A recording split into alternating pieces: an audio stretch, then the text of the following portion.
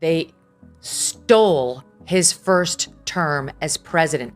These absolute liars who run around trying to act like they're the protectors of democracy completely ruined it, tried to undermine it at every turn and at the highest levels with lies, with out and out lies that were really serious, and changed foreign policy and changed the course of history in this country in Trump's presidency.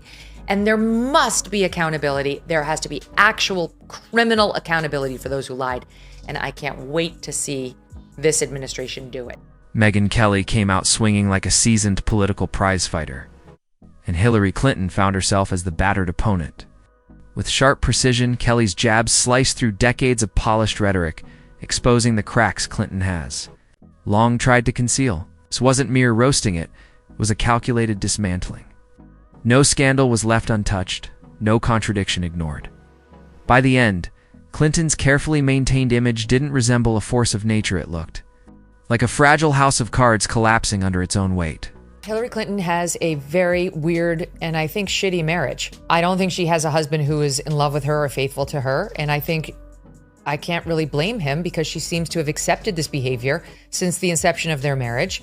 And so past his prologue, you're going to get what you tolerate. You know, what you permit, you promote. She spent all of her daughter's upbringing away, at work, at the law firm, in the White House, running for office.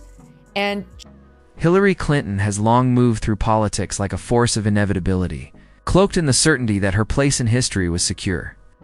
Then Megyn Kelly came at that mythology like a buzzsaw, shredding the polished veneer Clinton spent decades perfecting. What remained wasn't a legacy of results, but a career defined by survival.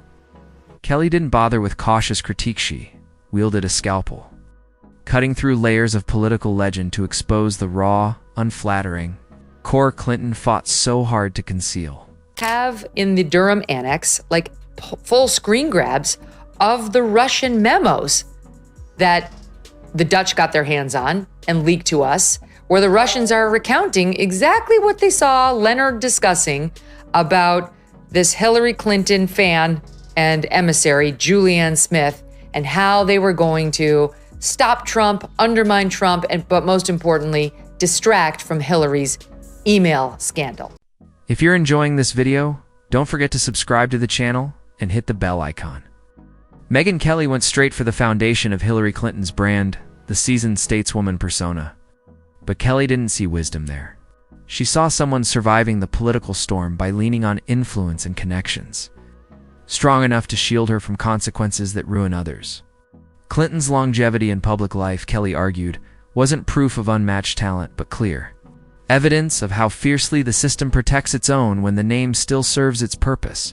She was doing all this. And back to Hillary, you know, the whole, she has a hat she's tweeted herself out wearing, but her emails. She's tried to turn it into this ridiculous joke, like, oh, but the moon landing, like you nutcases who are still railing about this made up scandal, this thing that, you know, you've used to try to unfairly tar me. She did need to distract from that email scandal, which was around her neck like an albatross. Trust me, we were covering it every night on the Kelly File at Fox News. She had clearly violated the law with that homebrew server that had been accessed by foreign agents. She compromised national intelligence information. She did things she would never have allowed anybody at the State Department to do under her.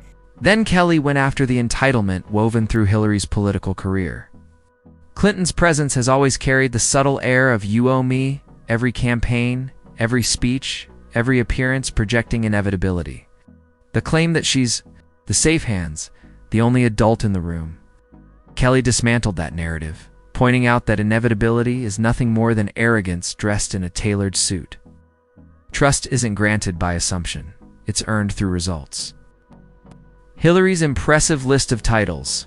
Kelly pressed the question, where were the groundbreaking achievements? Hillary Clinton, of course, is the original election denier. I'm sure you voted for her in 2016. Well, she's not an election denier. She absolutely was the OG election denier.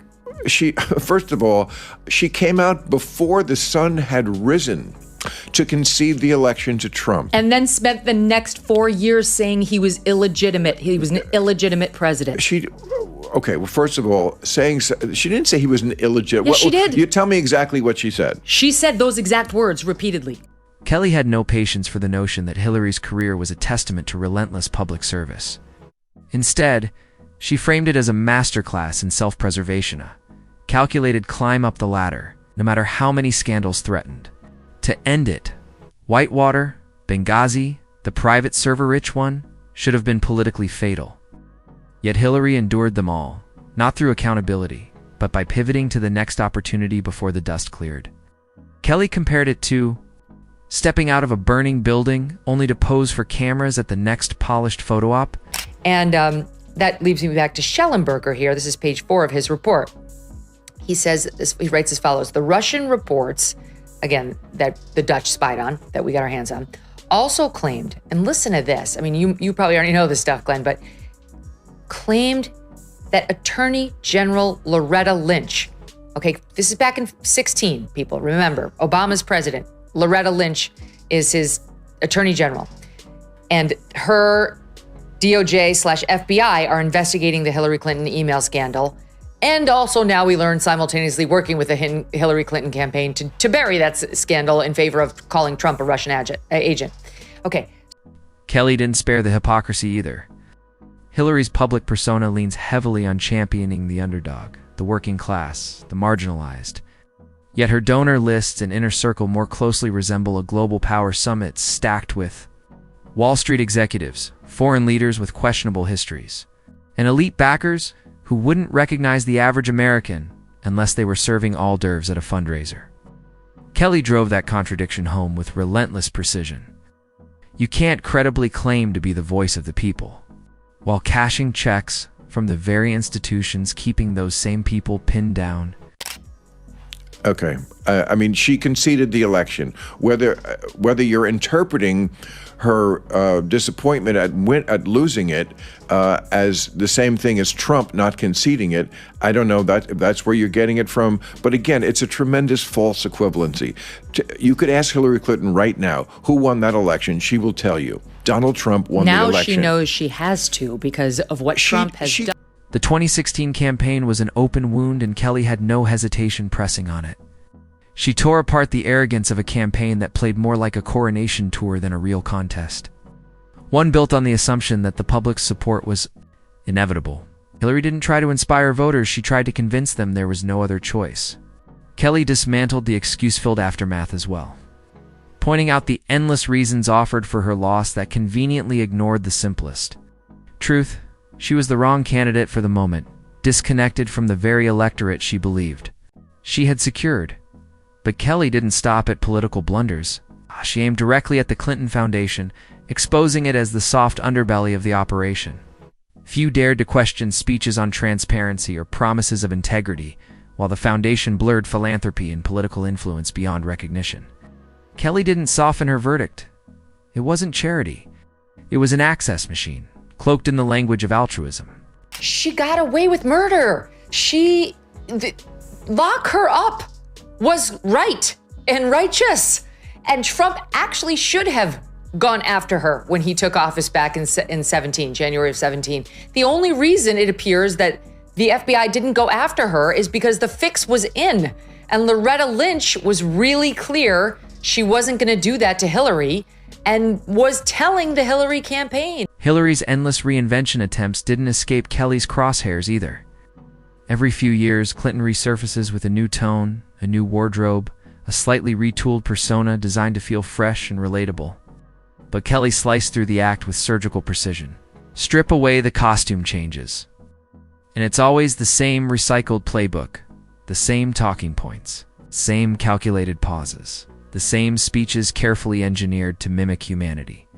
Authenticity, Kelly reminded her audience, isn't something you can pencil into your calendar between donor luncheons and strategy meetings. Then came the media's role. Kelly scorched the way much of the press has spent years cushioning Hillary's image, either by downplaying controversies or reframing them as exaggerated attacks. That kind of protection, Kelly argued, doesn't safeguard democracy, insulates a politician from the very scrutiny democracy demands. When the media morphs into a PR arm, the public stops receiving facts and instead swallows propaganda. Behind the soaring rhetoric and polished delivery lies nothing more than a diet of platitudes. Kelly likened them to empty calories, satisfying in the moment, but ultimately leaving the public no stronger, wiser, or better served. This woman should be in jail. Literally, Hillary Clinton should be behind bars. And so should the people who worked for her who did this. This is so blatantly corrupt. She wanted to distract from her email scandal. She cooked up a plan to accuse Trump of being a Russian agent in order to distract. And while Hillary has long perfected the art of presenting herself as a tireless advocate for women, Kelly wasn't convinced. True advocacy, she argued, means putting the cause above the self. Hillary's version, however, has always been about fusing the two so tightly they can't be separated. Support her, and you're supporting the cause. Criticize her, and suddenly you're attacking it. It's less moral high ground than a political shield. Kelly also dragged Hillary's post-Washington career into the spotlight, the lucrative speaking gigs, glossy media projects, and endless public appearances designed to keep her relevant without the burdens of office. What emerged wasn't a portrait of service, but of relentless self-preservation, a master of optics, a career politician, whose greatest achievement may be convincing the world that survival equals leadership.